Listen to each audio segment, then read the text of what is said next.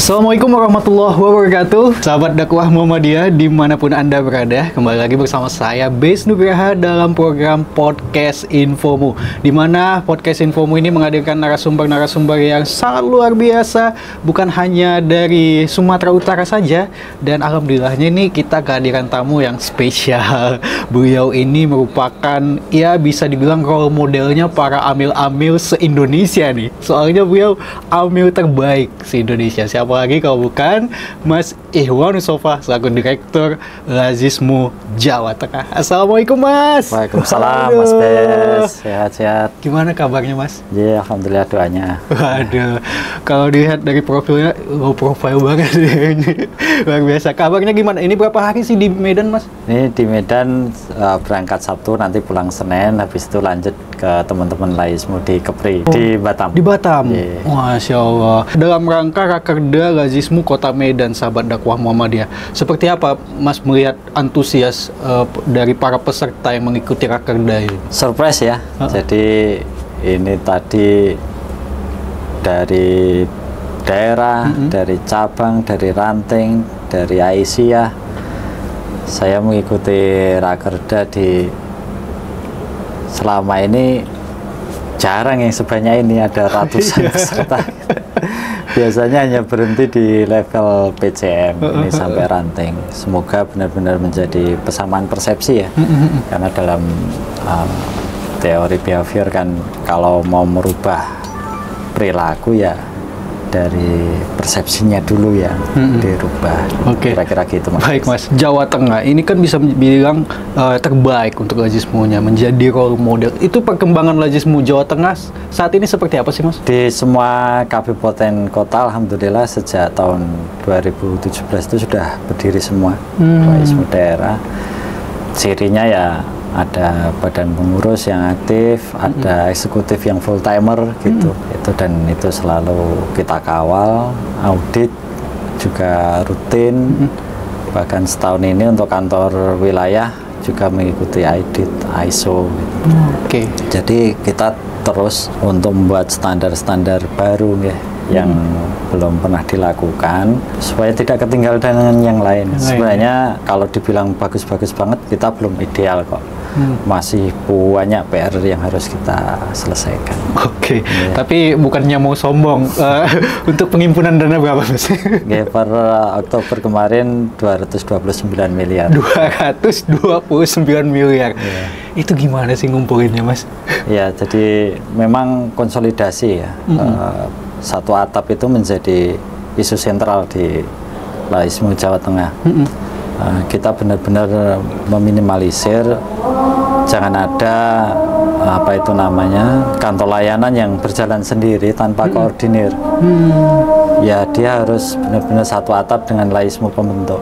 Oke. Kalau memang Laismu pembentuknya Laismu wilayah, ya dia harus satu atap dengan Laismu wilayah.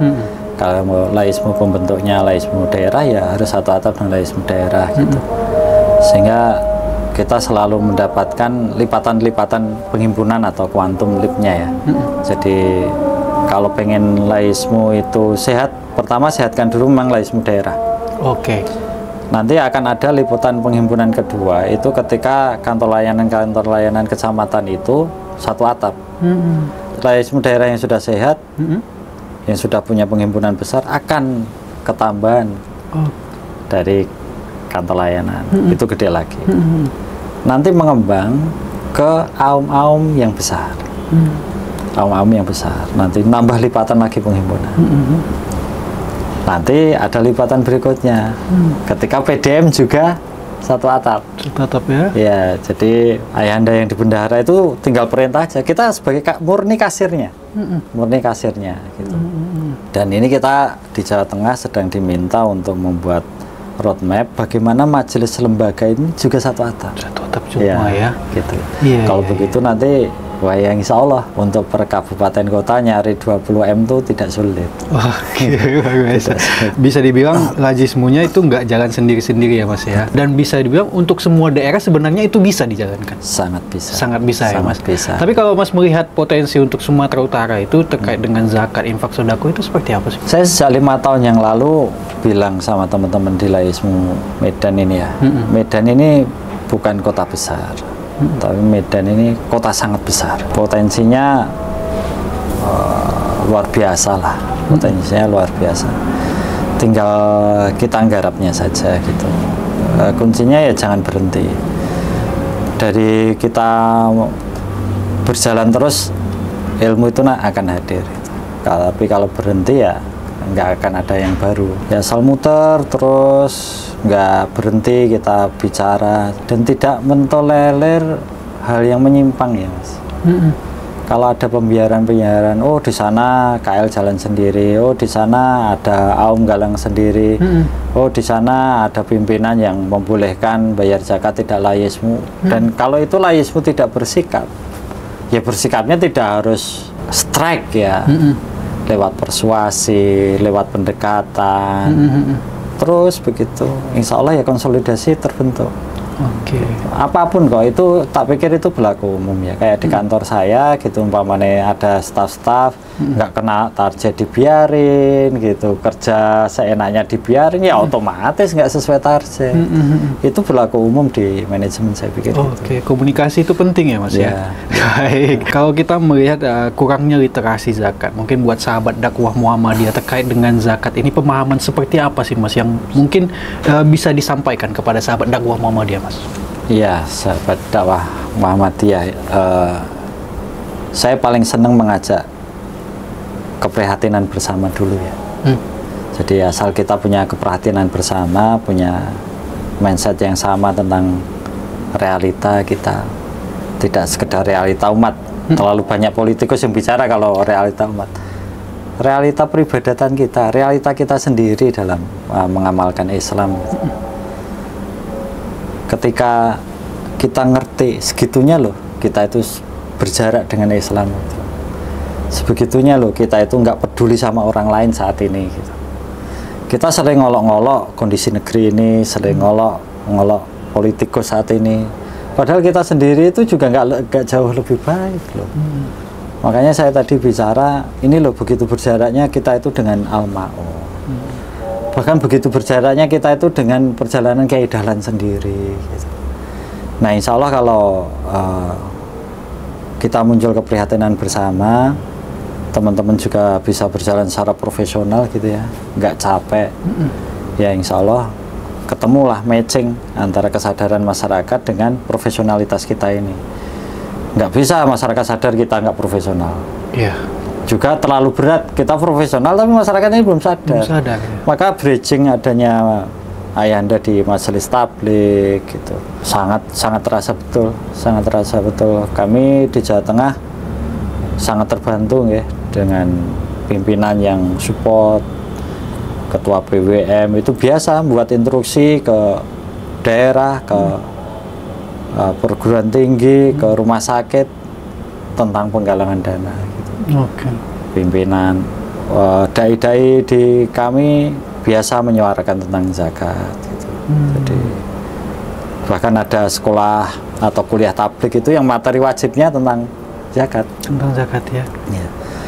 Asal semua itu kita nggak capek ya teman-teman di Layismu, terus bergerak menyambungkan segala potensi-potensi yang mungkin gitu.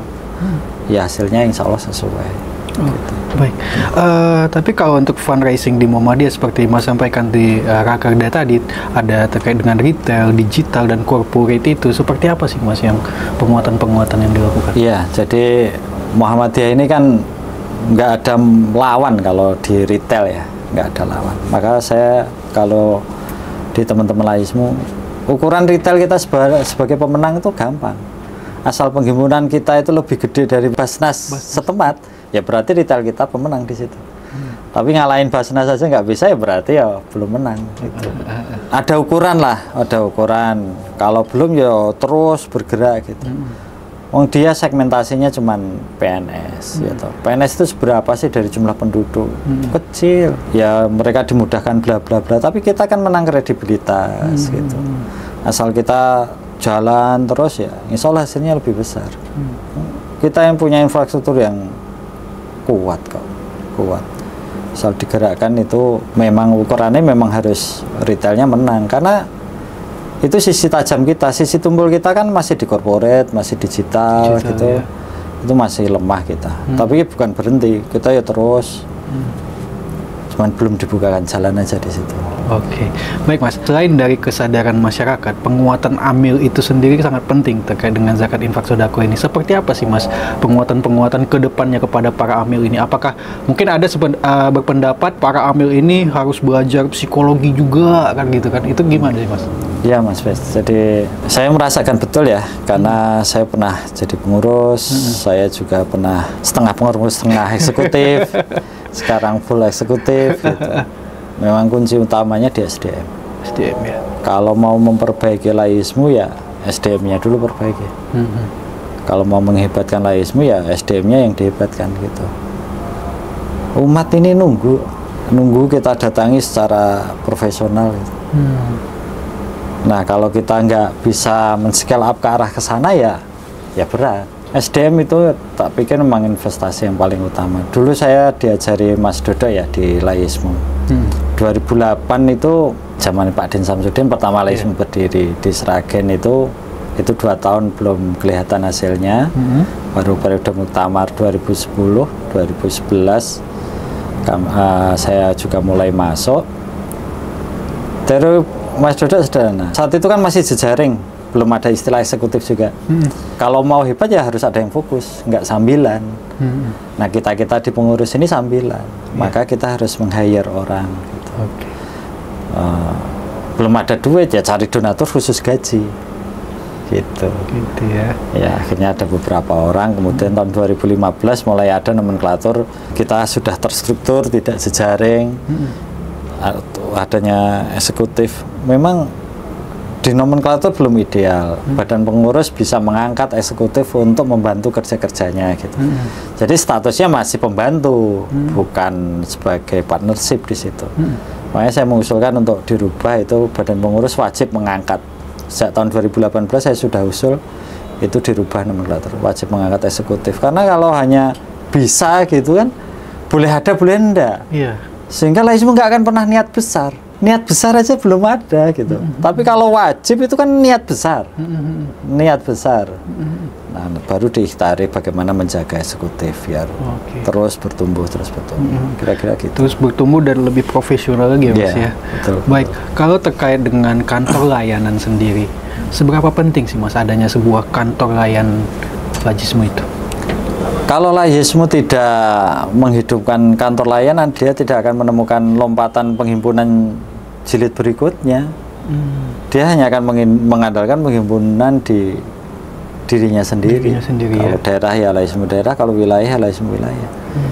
Itu sangat urgen posisi kantor layanan. Kantor layanan itu bisa ditawarkan kemanapun kok. Bisa ke korporasi. Ada perusahaan, katakan perusahaannya orang Muhammadiyah. Bisa kok kita jadikan kantor layanan di sana. Bisa. Mereka kan bisa mengelola 85% sendiri. Kalau kami di Jawa Tengah ya. 15-nya masuk di laismu pembentuk. Jadi itu ikhtiar kita untuk mengekspansi kemanapun laismu gitu. Jadi penghimpunan kita tidak terbatas di sekup wilayah. Bisa kemanapun kan. Jadi sangat sentral Mas, nggak bisa ditinggalkan. SDM, jaringan gitu. Ya walaupun saya paham ya, awalnya harus SDM dulu. Saya dulu diledek. Ikhwan itu kan orang filsafat, ini ngurusi di lembaga keuangan kan gitu. Ya saya harus belajar akuntansi supaya paham akun-akun, supaya paham saldo dana, supaya bisa ngebaca laporan keuangan standar PSAK. Saya baca paragraf per paragraf dari PSAK 401, PSAK 409 gitu. Saya diskusi intens dengan akuntan-akuntan kita yang di pengurus, saya diskusi intens dengan KAP gitu. Ya mau nggak mau harus men-scale up diri kan. Awalnya dulu saya modelnya ya percayakan pada ahlinya program. Urusan program tak kasihkan anak program, urusan keuangan saya kasihkan akuntan kantor, urusan fundraising saya serahkan anak fundraising gitu, tanpa terjun langsung untuk tahu keilmuannya ya. Terjun langsung di pekerjaan saya enggak, malah kayak orang buta memang saya. Wah ini nggak paham apa-apa, jadi ya harus siap belajar lintas sektor gitu. Tentu tidak akan semahir orang-orang keuangan yang sampai paham penjurnalannya bagaimana. Tapi kan kita sudah punya SIM. Sudah punya SIM, kita tinggal input, asal inputnya benar, nanti outputnya, laporannya juga benar. Kalau outputnya salah ya otomatis laporannya salah gitu. Jadi asal terus kita mau men-scale diri ya akan ada perubahan antara sebelum dan sesudah. Kita terus nggak puas, ada prestasi ya wajar aja, biasa, itu kan pengakuan orang gitu. Kita tidak sedang berlari kok, kita itu baru berdiri di kala yang lain masih duduk gitu. Padahal yang dibutuhkan saat ini adalah kita berlari, kita belum apa-apa, masih banyak kekurangan, masih banyak PR, kira-kira gitu. Baik, ketika Rakerda Lajismu Kota Medan tadi, Bes yang menarik perhatian perkataan Mas itu bahwa Lajismu di Muhammadiyah yang paling besar tanggung jawabnya. Nah itu bisa dijelaskan Mas?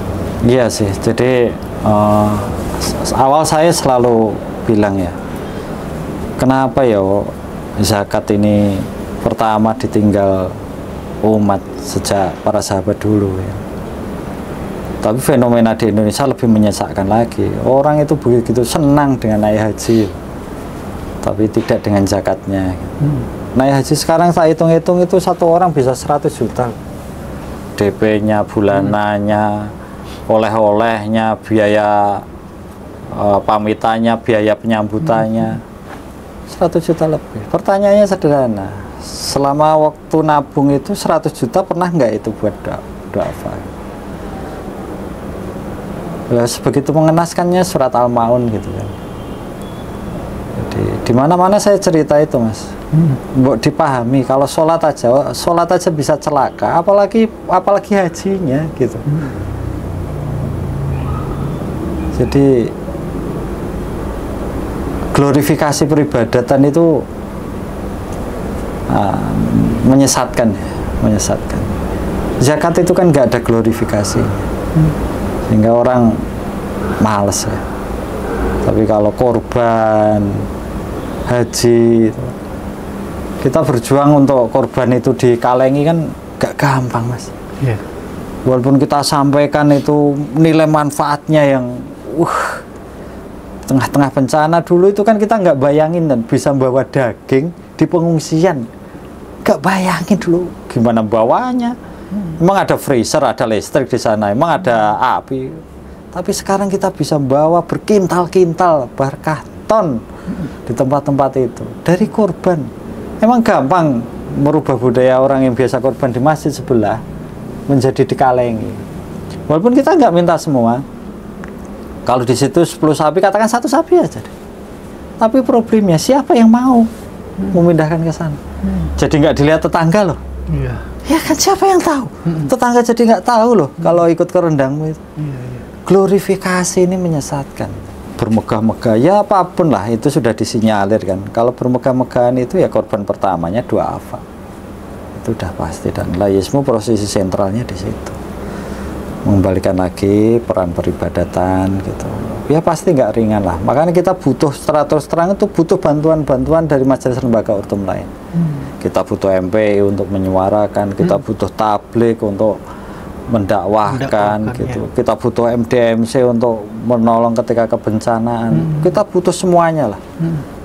Makanya kami senang kalau diajak kerjasama itu sifatnya yang literatif ya. Pelatihan dai, pelatihan mubalighot, kuliah tablik kayak gitu seneng karena kita memang butuh juru bicara itu gitu. Sedikit loh orang yang dakwah tetapi menyadarkan itu karena nggak populer Mas. Populer itu kalau kita bisa bikin biro haji yang mewah itu populer itu. Tapi kalau zakat itu kan sedikit yang mau ambil. Oke, baik Mas. Tapi kalau untuk mempopulerkan zakat itu bagi Mas itu sulit? Semuanya kok bukan masalah sulit dan mudah ya. Jadi saya selalu ngajak teman-teman yang kebetulan diamanai di Laismu, baik itu di Badan Pengurus, Dewan Pengawas Syariah, di eksekutif itu diasiki aja di Laismu. Diasiki. Berat ringan itu mau zek saja, mau di Laismu nggak di Laismu ya adanya kayak gitu. Mau zek yang menggenapi kehidupan kita. Kalau ada yang mutung itu apa ya, patah harang ya di laismu itu ya wah, apanya yang dipatah harangi, semuanya bisa dinikmati. Bahkan perdebatan-perdebatannya, kalau guyonan saya di Jateng, bahkan perkelahiannya aja bisa dinikmati. Jadi saya pikir nggak ada satu alasan yang reasonable ya, kok patah harang di laismu itu. Yes. Diasiki aja, diasiki gitu. Pasti semuanya ada indahnya ya. Ada indahnya. Oke. Baik Mas, terkait dengan tema yang diangkat oleh Rajismu Kota Medan ini, rakerdanya optimalisasi pengelolaan zakat infak sedekah melalui sinergi dan inovasi sosial. Nah, sinergi dengan inovasi sosial yang ada di Rajismu itu seperti apa sekarang ini?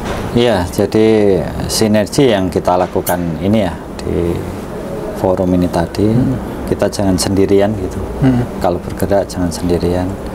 Nah, inovasi sosial ini PR kedua laismu ya, dan ini nggak PR mudah. Bagaimana program-program outputnya dari laismu itu bisa berdampak inovatif, tidak cuman bisa diukur sekian orang telah kita kasih beasiswa, sekian orang.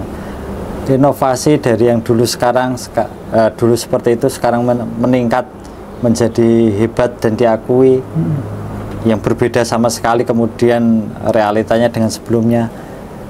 Inovatif seperti itu yang sekarang jadi tantangan kita. Kita ini belum meriset loh, buru-buru meriset ya. Kita itu sangat jarang punya data yang rigid dan komplit terhadap penerima manfaat kita. Kalau database saja nggak punya, ngerisetnya gimana? Kaji dampaknya bagaimana? Sehingga kita bilang ini program inovatif ya gimana? Itu yang tantangan berat. Makanya kemarin sama pusat banyak kita diajak meeting gitu, berhari-hari nginep, termasuk program berbasis kawasan. Kita selama ini kan per person ya, program kegiatan. Ini kita bantu ini, orang itu apa ini.